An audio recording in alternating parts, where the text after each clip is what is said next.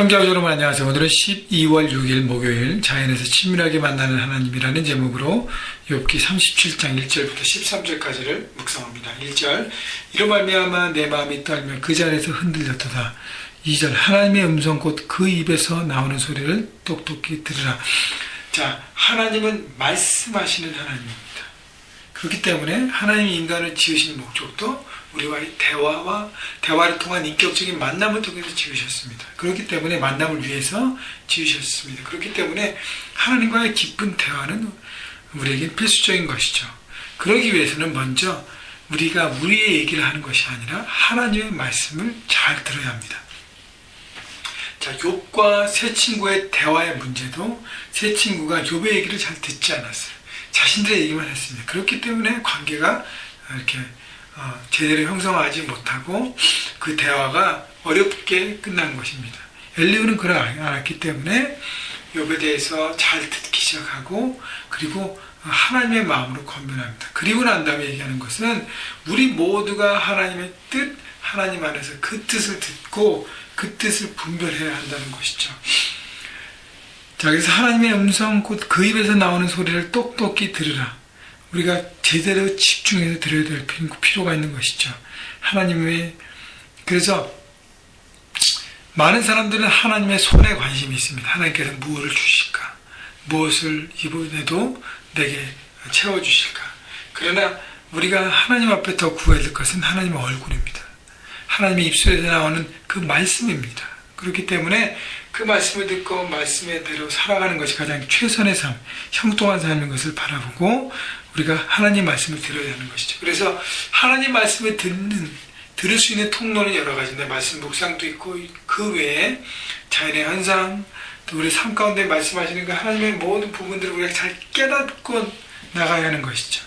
3절 그 소리를 천하에 펼치시며 번갯불을 땅끝까지 이르시게 하시고, 자, 하나님의 그 소리를 주신 지 먼저 번갯불처럼 보여지게 한다는 것이죠. 말씀이 우리 가운데 보여질 때가 있습니다. 내가 붙잡을 수 있도록. 그래서 잠깐 지나가는 그 하나님 번갯불처럼 번쩍이는 그 하나님의 말씀이 내 안에 깨달아져서 내가 딱 붙잡을 수 있는 것이죠. 4절 그 위에 음성으로 바라시며 그 위에 위엄찬 소리로 천둥을 치시며 그 음성이 들릴 때에 번개를 멈추게 아니하시니라. 반짝거리는 것 통해서 그 다음 뭐예요? 말씀의 소리가 들려옵니다. 깜빡! 하나님 통해서 말씀을 깨닫고요. 그 다음에 말씀이 이렇게 내 안에 들려지는 거예요. 그러면 내가 그것을 붙잡는 것입니다. 자, 하나님 음성을 여러 가지 형태로 우리에게 주신다고 그랬어요. 말씀, 묵상, 우리 삶을 통해서 그래서 보여지고 들려지는 하나님의 말씀을 우리가 붙잡고 그 말씀을 내 삶 가운데 적용하며 살아가는 것이죠. 5절 하나님은 놀라운 운동을 내시면 우리가 헤아릴 수 없는 큰일을 행하시느니라. 자, 그렇기 때문에 자꾸 내 머리와 내 생각과 내 경험으로만 자꾸 말씀을 이해하려고 그러지 마십시오. 받아들이십시오. 그리고 하나님의 뜻에 순종하십시오. 그러면 깨달아지는 것입니다.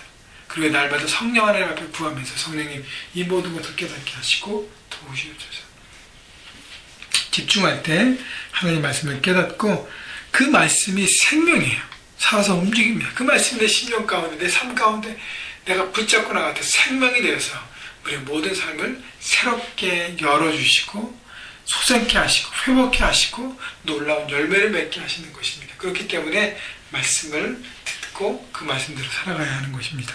6절 눈을 명하여 땅에 내리라 하시며 적은 비와 큰 비도 내리게 명하시니라.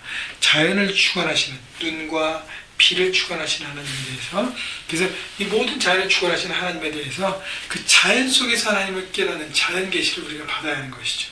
그래서 제가 여러분에게도 말씀드리지만 인생의 문제와 여러 가지로 복잡할 때 산으로 올라가거나 바닷가에 가라고 늘 권면합니다. 그러면 모든 문제가 풀려지고 산과 바다를 통해서 그 자연의 놀라움을 통해서 우리의 모든 생각들이 이렇게 잘 정리가 되고 하나님의 임재, 하나님이 주신 평강을 느끼게 되는 것입니다.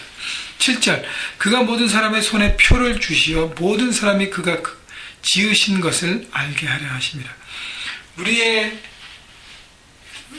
하나님이 지으신 피조물인 것을 우리를 보면서 우리가 깨닫게 하는 표가 있다는 것이죠. 저는 그걸 하나님의 형상으로 생각합니다.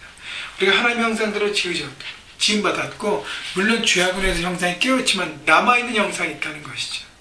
그래서 우리가 하나님의 창조물인 것을, 하나님의 자녀인 것을 우리가 깨닫고 거기에 가치를 누리고 그 가치를 붙들고 살아가는 것이죠. 여러분, 자녀를 보면 부모의 이렇게 판박이잖아요. 그죠? 이미지가 있지 않습니까? 마찬가지로 우리 하나님의 자녀예요.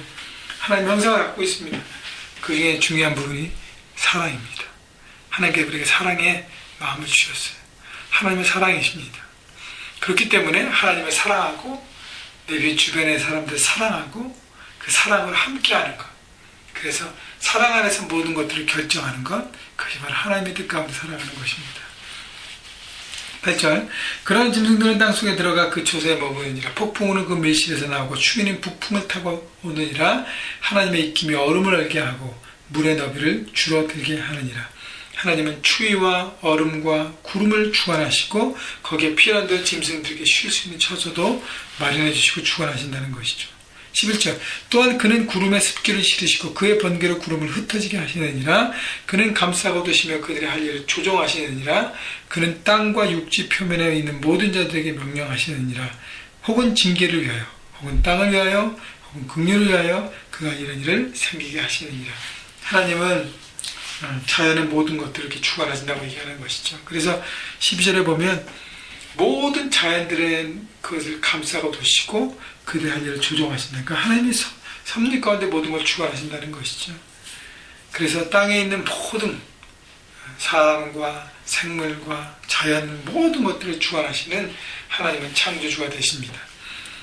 그래서 그 하나님께 창조주에서 주가 되셔서 모든 걸 다스리시고 주관하시는 목적들이 있는데, 첫째는 징계를 위하여. 그것이 잘못될 때, 불순종할 때 징계하면서 그 질서를 회복합니다. 왜냐하면 죄악은 무질서하게 만들고 질서를 깨게 하는 거잖아요. 징계를 통해서 새롭게 합니다. 혹은 땅을 위하여. 땅을 위하여는 그 땅이 제대로 이렇게 질서 안에 움직일 수 있도록 하나님 주관하시는 것이죠. 마지막은 혹은 긍휼을 위하여. 그래서 온전히 순종하는 자에게는, 순종하는 모든 것에는 하나님께서 긍휼을 베푸시고 축복하시고 새롭게 하시는 것입니다. 여러분, 그 모든 일상에서 느끼는 하나님의 뜻을 경험하시고, 여러분 순간순간 하나님의 은총을 구하시고 내가 하나님 앞에 얼마나 동행하는지를 돌아보십시오.